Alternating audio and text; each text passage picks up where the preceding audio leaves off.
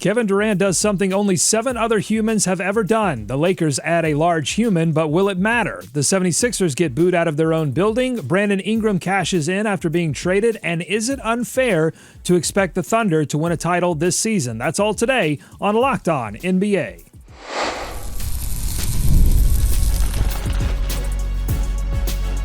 You are Locked On NBA, your daily NBA podcast.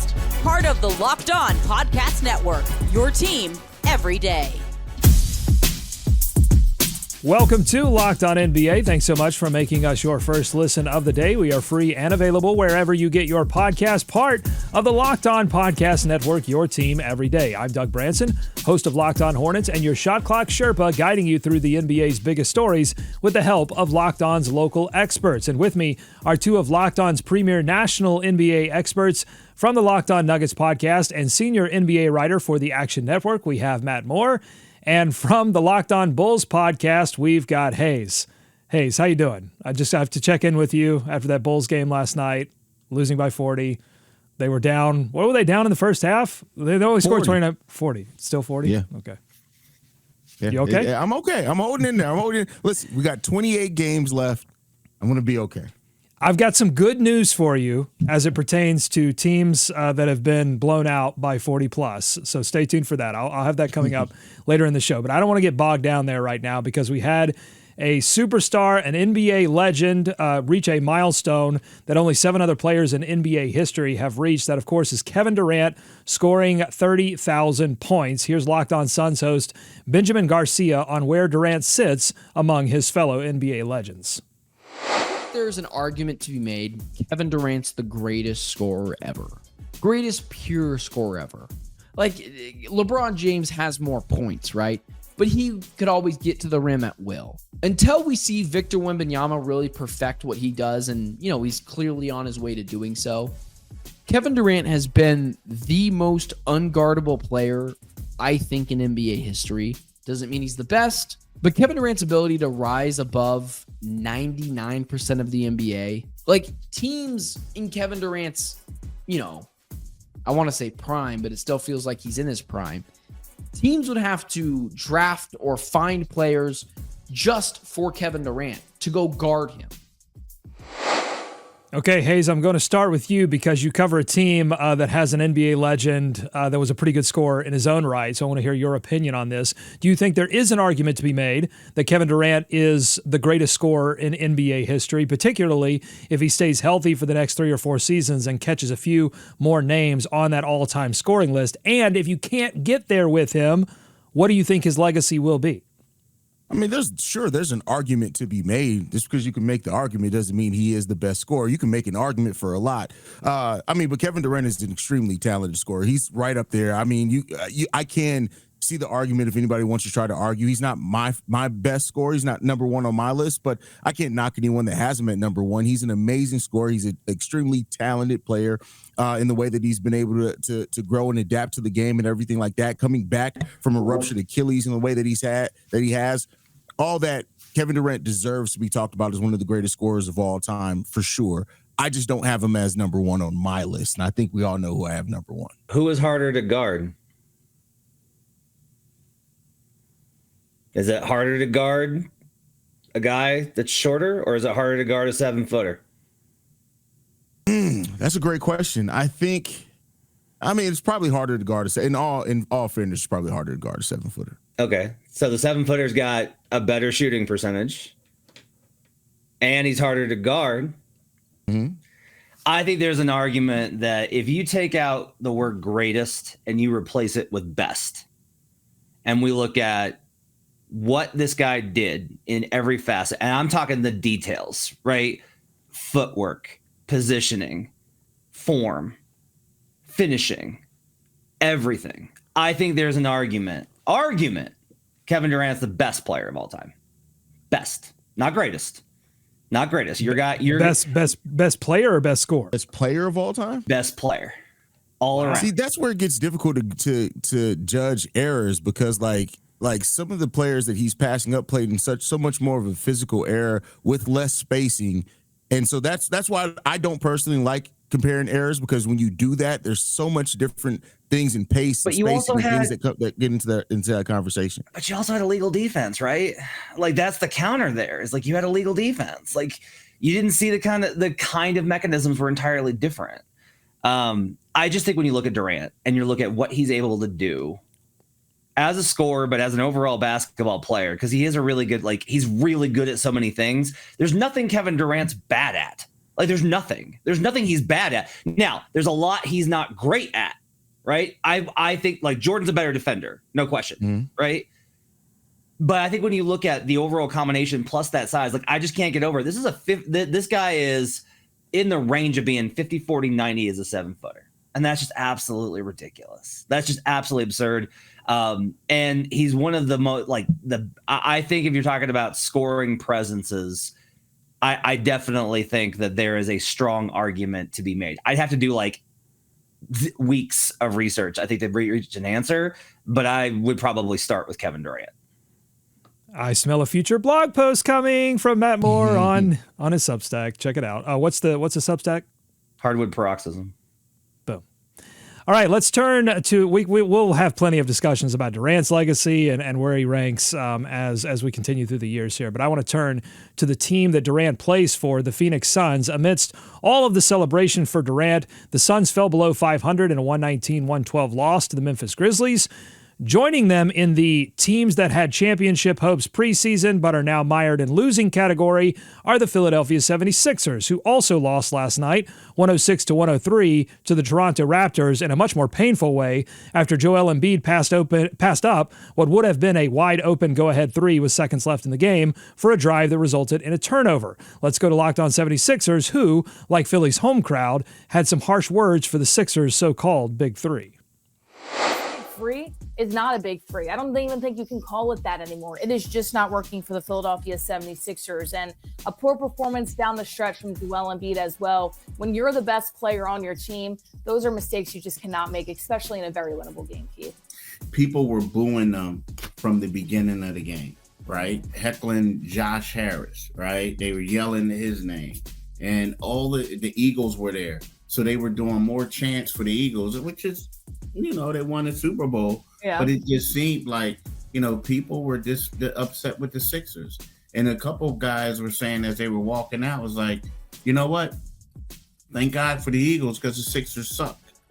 You could tell that the fans are a little bit upset. Some of them want Joel Embiid to just shut it down. Booing owners in home arenas. It's so hot right now. Matt, which team is more depressing to think about in terms of just their maybe this season, but also their future outlook, the Phoenix Suns or the Philadelphia 76ers? It's actually the Suns, and this is why I was like, you can't do greatest for KD.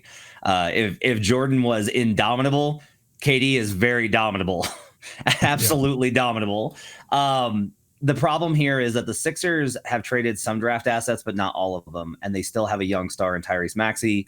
And if they said tomorrow, we're going to start over, they would be able to rebuild very quickly. They could trade Embiid for quite a bit. I still think that some team is going to be like, we'll take the MVP talent with injury issues. If you lower the price for PG, you're going to get somebody to bite. And if you offer up Tyrese Maxey, you're going to get a pretty good boatload, probably more than the Mavericks got for Luka Doncic. And so you can pivot very quickly into a different variation. What about the Suns? The Suns don't own. Houston has all of their picks. Houston's just waiting for this to blow up to skewer them to get Devin Booker. They are up against it. They can't trade Bradley Beal. KD, there's trade rumors about him every season. They've changed coaches, 3 times in 3 years, and it hasn't worked. 4 years hasn't worked. I don't see any future here for the Suns. It's pretty bleak. I agree with Matt here. The Suns' future is just it's extremely bleak. And if the 76ers today decided to trade Joel Embiid, they can probably, especially in the Eastern Conference, could be right back contending for a play-in probably within that same season with them having Maxey and McCain as an upcoming player there and what they'd be able to get back. So the Suns are in a place right now where the Suns getting real low because it's not much of a future there for them at all right now. Unfortunately, they have talent there, but I just don't see them turning this thing around at all anytime soon. Hayes, you mentioned the prospect of the 76ers trading Joel Embiid, but I'm also interested in this idea of shutting Joel Embiid down early, maybe even for the next season, to try and put a winning team together here in Philadelphia. I want to ask both of you about that on the other side. Plus, coming up on the Locked On NBA podcast, there's a team in Toronto that wants to win now, and they made a big acquisition at the trade deadline for Brandon Ingram, and they've locked him up long-term. We'll tell you the contract details and if it was a good deal or not good deal. Matt, if you're watching YouTube right now, Matt is spoiling his opinion on it. That's coming up on Locked On NBA. Today's episode of Locked On NBA is brought to you by Wayfair. We are well past the holidays and on the doorstep of spring cleaning, and there's nothing like giving your home a little TLC. Decluttering and refreshing your space can make a world of difference as you settle back into your routine. Whether you're tidying up, clearing out, or just looking to give your home a fresh new look for the year, Wayfair has everything you need, and it's all within your budget. I used Wayfair to design my entire nursery for our newborn just a couple of years ago, and their massive selection made it easy to find the pieces that fit my style perfectly. And the best part, free, hassle-free delivery, even on the bigger items. Plus, their site is so user-friendly, I had everything that I wanted in no time. Now it's time to find a comfortable chair that I can watch some games in, and I'll be using Wayfair to help me find the perfect one. Give your home a refresh it needs with Wayfair. Head to wayfair.com right now. That's WAYFAIR.com. Wayfair, every style, every home. More Locked On NBA ahead. Thanks for making Locked On NBA your first listen every day. Maybe it's your first watch on YouTube, youtube.com/@LockedOnNBA, where you can join the comments section. We had a nice debate there in the first segment over best player, greatest player, best scorer. Let us know what you think on YouTube. All right, so we ended that talking about the 76ers versus the Suns, which team is in a worse place in terms of their future outlook. We heard from Keith Pompey of Locked On 76ers, where some fans are really wanting the team to shut Joel Embiid down, particularly after watching him struggle to finish that game. What say you, Hayes? Would it be a good idea for them to shut Joel Embiid down, get him fully healthy, and restore the 2 seasons that they would have on his contract after a season of having him shut down? If you shut down Joel Embiid for an entire season, I think you should just look to trade him personally. I mean, yeah, it can do a lot for his health, wonders for his health. Make no mistake about it. But I think it would be more beneficial to the future of your team. And I get it. Joel Embiid is a very talented and special player, but I don't think even shutting him down for a year can guarantee he's going to stay healthy. If you reach that point where you think that the best decision for your franchise is to shut him down for a season before it even starts, you should just look to move him. Let another team deal with it, get the assets back, and start planning for your future without Joel Embiid. If you had to win one game to win a championship, right? If you had to win one game to win a championship, then shutting him down for a year and a half and playing for that game, that seems like a good idea. But you're not. You're trying to get through an 82-game season. You're trying to get through a playoff series. There's nothing to be done here because you can shut him down and do everything right and be as cautionary as possible, and then you can come back and get injured again. And that's just the reality of where he's at. And like you can tell, it's bothering him to a high level. And I got a lot of empathy for Joel, given how he's reacted to this latest spate of injuries. I don't know what the answer is. I really don't know if there is a good answer. I think trading him is probably a pretty good call, but on the other end is just, is there any alternative that's better than a healthy Embiid? No. Are you ever going to have a healthy Embiid? You can't know. Too much of this is just unknowable. You have to take it day by day, which is why they're stuck. Another team taking a risk by extending a player with an extensive injury history is the Toronto Raptors. They traded for Brandon Ingram at the deadline, and now they've given him a 3-year, $120 million extension. Here's Locked On Raptors host Sean Woodley on what Ingram could mean for the team long-term and the challenge of integrating him with the rest of the roster. 6'9", it very well could be back in a sort of new iteration here with the addition of Brandon Ingram, who elongates so many of their lineups. And now they're just like 1 or 2 pieces away, whether it's Mobo hitting or someone in the draft or someone they pick up in sort of a rebalancing trade, whatever it might be. They're not far away from once again being able to achieve Vision 6'9" style basketball. Now, is that bad? if they don't have the requisite skills to play functional basketball, 100% it's bad, because that was the thing that did in Vision 6'9" last time around. I'm optimistic Darko can have some success at getting Ingram and Barnes to buy into varying up their shot charts, to playing from different spots on the floor, to working in concert with one another, as opposed to kind of stepping on each other's toes in the areas they both currently like to operate in right now. But that said, there's only so much you can do with no shooting. Okay, Matt, can you see the vision that Sean Woodley was laying out right there? Was it a good deal or bad deal? I call the Raptors fans the Who's down in Whoville, because they are always singing no matter what. They just sing the noise. Look, I have confidence that Darko can change his shot pattern. Where have I heard this before? He's never going to change, man. He's going to be the same guy. And you know why? Because you gave him $40 million a year. You gave him the money. What does he have to listen to you for? And he's going to be the same player, and he's good at what he does. Brandon Ingram, real hooper. He's great at what he does. Dude's a bucket. It's just really hard to build a team around that. It's really hard to build a team. Now, I think there's a way that this works, and they turn into a playoff team. I just don't think that they can go further than maybe second round. That's where I think this tops out at, unless Barnes evolves to something entirely different. But I just do not understand the point of making so much of your team and so much of your cap and so much of your payroll about Brandon Ingram, Hayes. It makes a little sense for let me not say it makes a little sense. The thing for them is I thought we moved away from this last year. I thought the whole point of you moving off so much of your roster last year at the trade deadline was you're trying to move away from this. And then also around last year, you were supposedly starting to build around Scotty Barnes, and then you were listening to reportedly to some deals on him. The Toronto Raptors don't know what the direction they want to go are, and that's fine. There's a lot of franchises in that spot. But in giving Brandon Ingram this deal, you didn't even want to let the market set any value, anything like that. I don't see what this does for the Toronto Raptors in the short term. In the long term, there's so much left up in the air for the Toronto Raptors that I'm left wondering, where are we at? You could have kept Pascal Siakam. Read Hayes' shirt. That's what the Raptors need to do. What are we even doing, bro? What are we doing, bro? Well, there is a report from Jake Fisher of the Stein line that Brandon Ingram turned down a $160 million deal, an extension with the Pelicans, and there may have been some interest, or there may be some interest, or would have been some interest, I should say, from the Brooklyn Nets this offseason.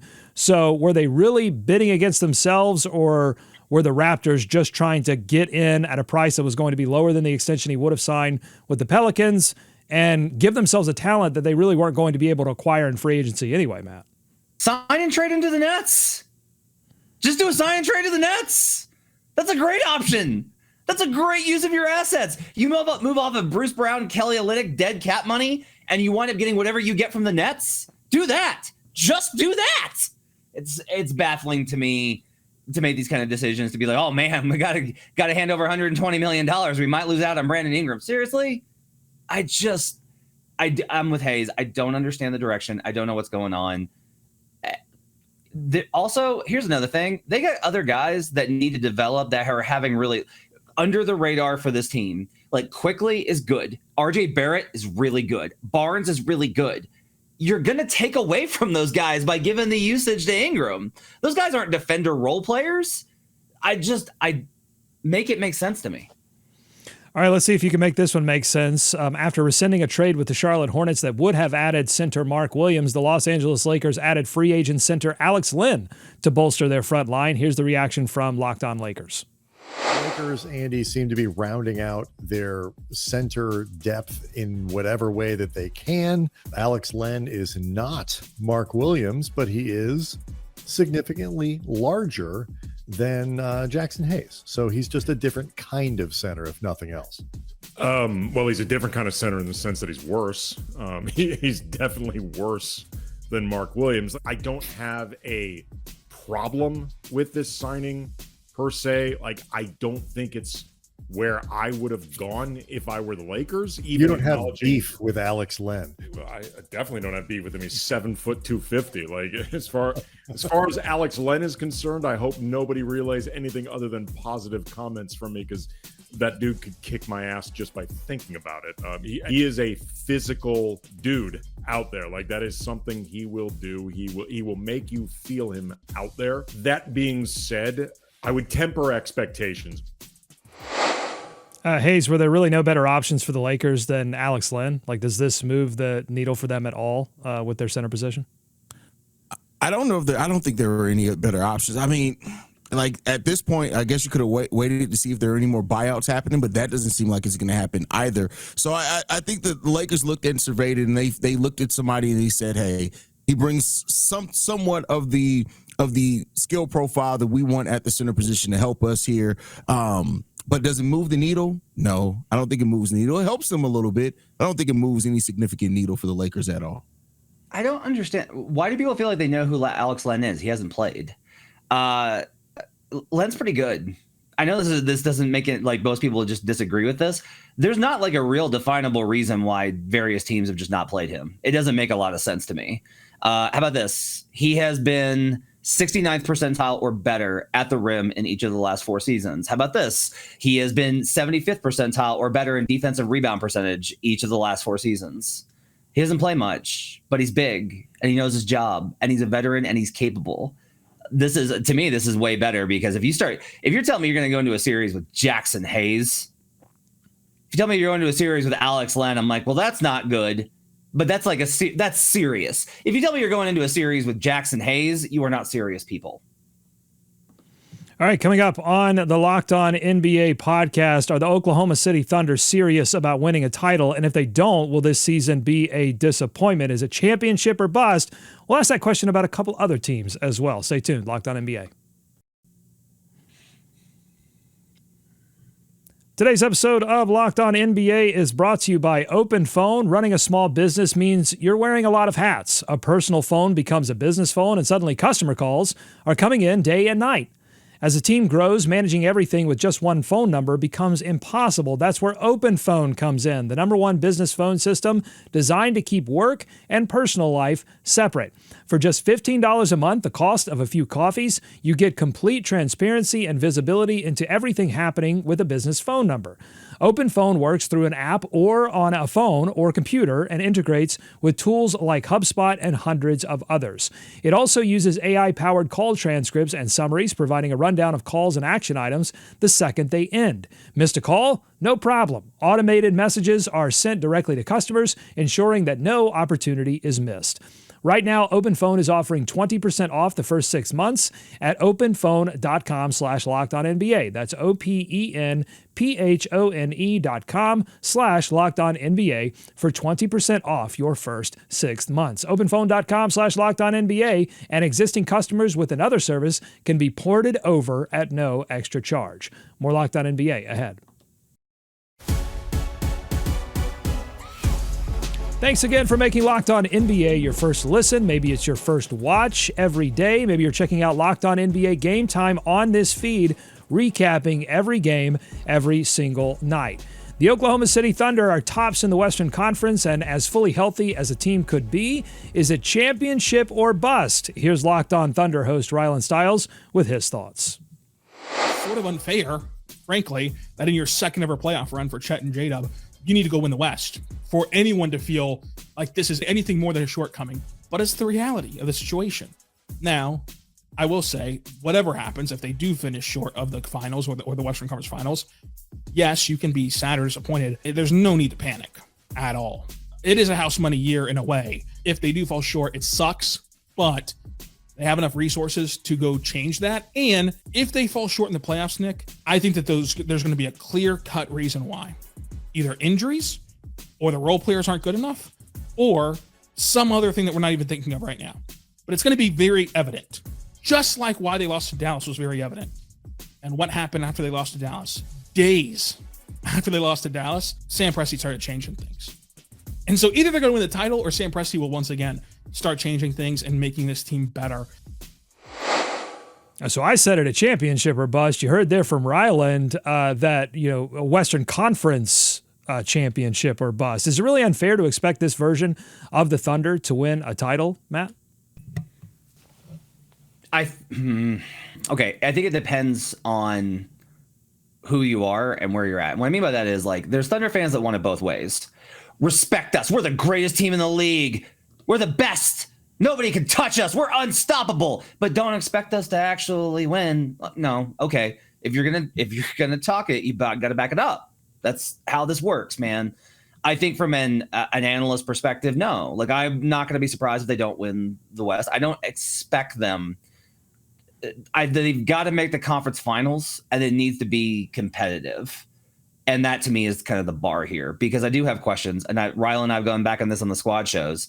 Like, I don't want to. I love this team, but I've got questions about whether Dort, Wallace, Caruso, to be perfectly honest with you, Isaiah Joe, and Wiggins can hit the open threes. Like, those are high leverage shots, and everyone talks about how when things get tight, those are the guys that are going to have to make those shots, and they didn't in the playoffs versus Dallas, and they didn't in the Cup final versus the Bucks. And until they do that, I'm going to have a level of skepticism about it.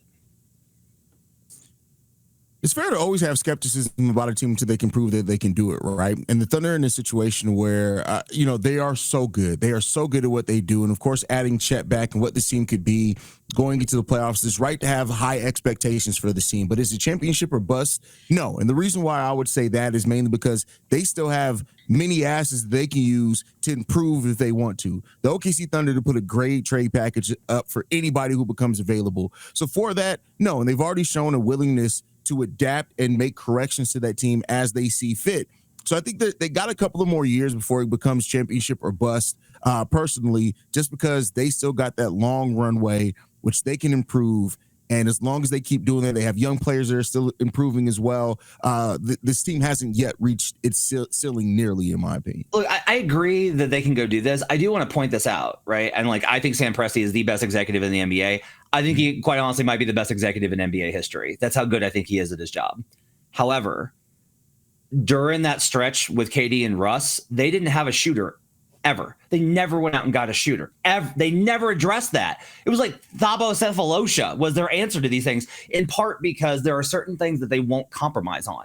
You're going to have to do these types of things. They won't just go get the talent. It's got to be a culture fit.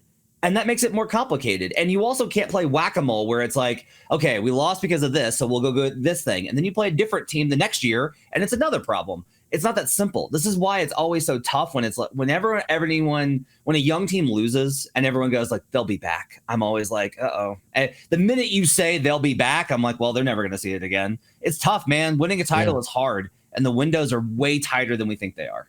So, yes, that was the point that I was going to bring up. And I want to add to that SGA's level of play this season, I wonder if that adds some more pressure to it. He's playing at an MVP level. And certainly you want to expect that to continue, but there's a you never know factor to all of this as well. So I think there is some pressure for the OKC Thunder because they've got it going so well right now to take advantage of that. Like, if they were third in the Western Conference or even second in the Western Conference and hadn't been dominating teams, I think, then it might be a little bit of unfair expectations, but I think you got to see them win.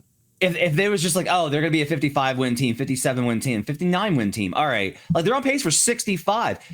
The best measure of this is simple rating system. It's point differential versus strength of schedule. It's how much do you beat how hard of opponents by how much. That's all it is. They have the best right now of all time.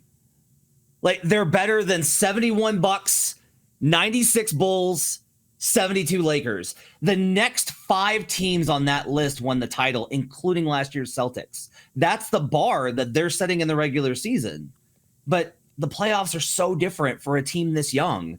That's why I think it's a fascinating question. I can't wait to find out. But yeah, I think you have to have these expectations based on their resume. Okay, let's use the time that we have left, maybe a little rapid fire time, to take this fair expectations question to a few other teams in both conferences. And also I have to save a little bit of time to make Hayes feel better about the Chicago Bulls. I haven't forgotten. I teased it at the beginning of the show. I will get to it. It has to do with the Oklahoma City Thunder, in fact. All right, rapid fire time. Fair expectations for the Cleveland Cavaliers, Hayes. You say clear expectations? Fair expectations. Eastern Conference Finals. Eastern Conference Finals. How about the Los Angeles Lakers after the acquisition of Alex Len? Matt. I think Make playoffs. Their roster's too incomplete. Hayes? Make it out the first round. Okay, how about the New York Knicks? They're dealing with a little bit of a knee issue with Karl Anthony Towns. They've been playing their starters a lot. Hayes, fair expectations for the New York Knicks?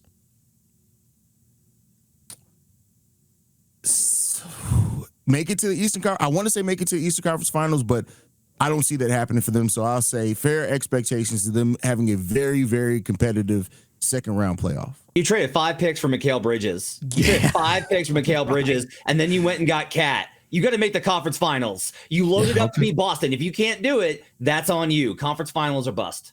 I think those fans want a finals appearance for sure. All right, 2 more. Houston Rockets. Hayes.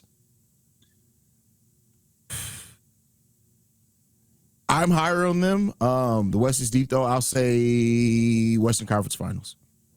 Make the playoffs. This team is sliding. They're going to slide. Yeah, make the playoffs. They're sliding.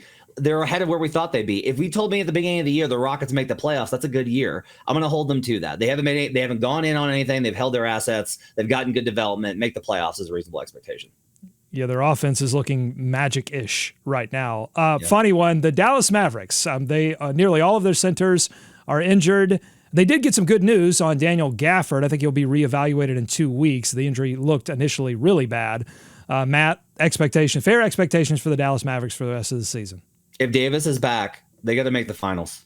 Period and dot. You can't. Wow. I'm sorry. You said defense wins championships. You said Luka's not a winning player. You made the finals last year. You got to get back, or it's a failure. That's what Nico Harrison has set here. I'm not kidding. I mean, per Nico Harrison's view, Matt has a fair one there. I'll say my realistic expectations, though, for the Dallas Mavericks are, because I'm still not very high on them, make it out the second round. All right, Hayes, let me make you feel a little bit better, and Chicago Bulls fans. So you lost by 40 to the Detroit Pistons. Good news, you get another chance to rectify that, I think, tonight, right? They play the Detroit Pistons again. 40 points, not an historic blowout. What was an historic blowout, in fact, the worst blowout of all time, occurred December 2nd of 2021, just a few years ago. The Memphis Grizzlies beat the Oklahoma City Thunder by 73 points. And now look where OKC is. You're only 4 years away from competing at the level of OKC. What do you think? Does that make you feel any better? No, not at all. Not at all. If you like what you heard today, subscribe to Locked On NBA wherever you get podcasts, including on YouTube. Thanks so much for making Locked On NBA your first listen. I'm sorry that I couldn't make Hayes feel better, but I thank him and Matt Moore for the expertise that they share on this show every day. Enjoy tonight's action. Be kind to each other, and we're going to see you right back here on Thursday's edition of Locked On NBA.